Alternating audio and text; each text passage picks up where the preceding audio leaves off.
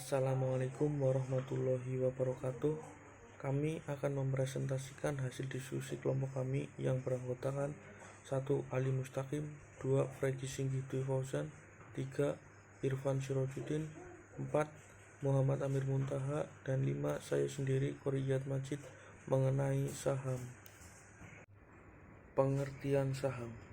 Saham adalah sertifikat yang menunjukkan bukti bahwa kepemilikan suatu perusahaan dan pemegang saham memiliki hak klaim atas keuntungan dan aktiva perusahaan.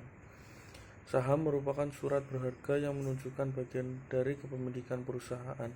Jika para investor berinvestasi dengan membeli saham, berarti investor tersebut membeli sebagian kepemilikan atas perusahaan tersebut, dan investor tersebut berhak atas keuntungan yang diperoleh perusahaan dalam bentuk dividen. B. Jenis-jenis saham. Dilihat dari segi cara peralihan, saham dibagi menjadi dua macam. Yang pertama, saham atas unjuk atau bearer stock. Bahkan saham yang nama pemilik sahamnya tidak tertulis pada saham. Saham jenis ini mudah untuk dialihkan kepada pihak lain karena nama sahamnya tidak tertulis. Yang kedua, saham atas nama atau registered stock. Saham atas nama merupakan saham yang nama pemiliknya tertulis dalam saham. Jenis saham ini sulit untuk dapat dialihkan kepada pihak lain karena diperlukan syarat dan prosedur tertentu. Kemudian dari segi hak tagih, saham dibagi menjadi dua macam. Yang pertama, saham biasa atau common stock. Saham biasa adalah surat berharga yang dijual oleh suatu perusahaan dengan menjelaskan nilai nominal, misalkan rupiah, dolar, yen, atau yang lainnya, di mana pemegangnya diberi hak untuk mengikuti RUPS atau Rapat Umum Pemegang Saham, dan RUP SLB atau Rapat Umum Pemegang Saham Luar Biasa, serta berhak untuk menentukan membeli right issue atau penjualan saham terbatas atau tidak. Yang selanjutnya di akhir tahun akan memperoleh keuntungan dalam bentuk dividen. Yang kedua, saham preferen atau preference stock. Saham preferen merupakan suatu surat berharga yang dijual oleh suatu perusahaan yang menjelaskan nilai nominal, rupiah, dolar, yen, dan sebagainya, di mana pemegangnya akan memperoleh pendapatan tetap dalam bentuk dividen yang akan diterima setiap kuartal atau 3 bulan sekali. Saham yang memiliki bentuk karakteristik gabungan antara obligasi dan saham biasa, karena bisa menghasilkan pendapatan tetap seperti bunga obligasi. Akan tetapi bisa juga tidak mendatangkan hasil seperti yang di investor. Saham preferen serupa dengan saham biasa karena dua hal. Yang pertama, mewakili kepemilikan ekuitas dan diterbitkan tanpa tanggal jatuh tempo yang tertulis di atas lembar saham, dan juga membayar dividen. C. Keuntungan membeli saham. 1. Memperoleh dividen. Tujuan investor hanya ditujukan kepada keuntungan yang akan diperolehnya, yang akan dibayar oleh emiten dalam bentuk dividen. 2. Kepemilikan perusahaan. Tujuan investor dalam hal ini menguasai perusahaan. Semakin banyak saham yang dimiliki, maka semakin besar pengusahaan tersebut terhadap pengusahaan. Maka semakin besar penguasaan terhadap perusahaan. 3. Berdagang. Tujuan investor adalah hanya untuk menjual kembali saham yang dimiliki pada saat harga yang tinggi. Jadi pengharapannya adalah pada saham yang benar-benar dapat menaikkan keuntungan dari jual beli sahamnya. D. Harga saham.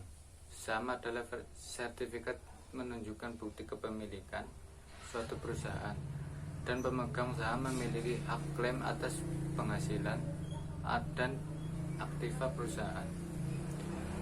Harga sebuah saham sangat dipengaruhi oleh hukum permintaan dan penawaran. Harga suatu saham akan cenderung naik apabila suatu saham mengalami kelebihan permintaan dan cenderung turun jika terjadi kelebihan penawaran. Menurut Maurice Kendall, harga saham tidak bisa diprediksi atau mempunyai pola tidak tentu. Ia bergerak mengikuti random walk, sehingga pemodal harus puas dengan modal return dengan tingkat keuntungan yang diberikan dan oleh mekanisme pasar. Abnormal return hanya mungkin terjadi apabila ada suatu saham dalam efisiensi pasar. Keuntungan abnormal hanya bisa diperoleh dari permainan yang tidak fair. Faktor-faktor yang mempengaruhi harga saham. Yang pertama, laba per lembar saham. Semakin tinggi profit yang diterima oleh investor akan memberikan tingkat pengembalian investasi yang cukup baik. Hal ini akan menjadi motivasi bagi investor untuk mau melakukan investasi yang lebih besar lagi, yang secara otomatis akan menaikkan harga saham perusahaan. Yang kedua, tingkat bunga. Mempengaruhi laba perusahaan, karena bunga adalah biaya. Jadi, semakin tinggi suku bunga akan menurunkan laba perusahaan.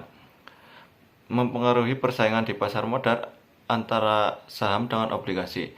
Jika suku bunga naik, maka investor akan menjual sahamnya dan ditukarkan dengan obligasi.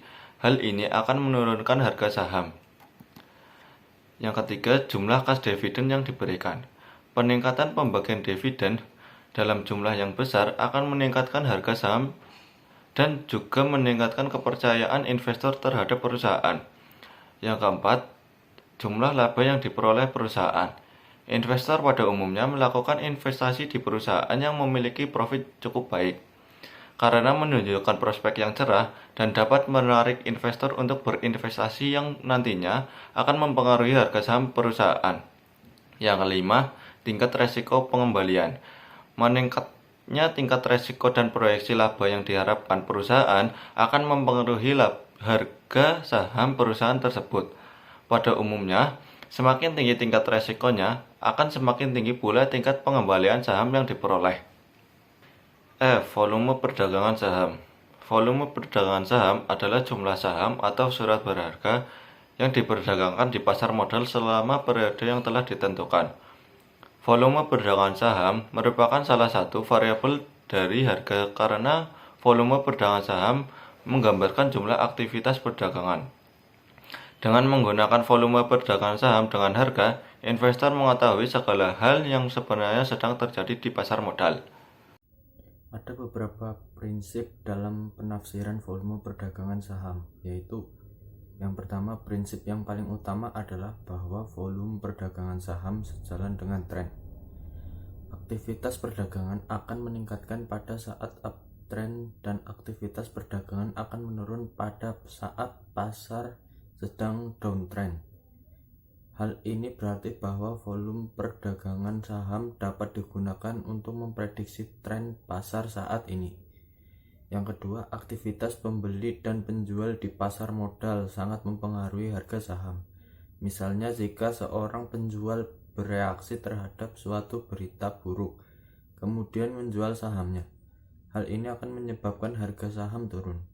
Yang ketiga, harga yang meningkat dan volume perdagangan saham yang menurun adalah kondisi tidak normal dan mengindikasikan bahwa tren yang terjadi tidak kuat dan akan mengalami perubahan. Aktivitas seperti ini biasanya merupakan tren menurun dan merupakan salah satu hal yang harus diperhitungkan. Hal yang harus diperhitungkan adalah bahwa volume perdagangan saham mengukur antusiasme pembeli dan penjual. Pasar yang sedang antrend dengan volume perdagangan saham yang rendah dapat disebabkan oleh kurangnya penjual dibandingkan dengan antusiasme pembeli. Cepat atau lambat hal ini akan mendorong pasar mencapai harga yang membuat penjual bersedia menjual saham. Sekian dari kelompok kami. Wassalamualaikum warahmatullahi wabarakatuh.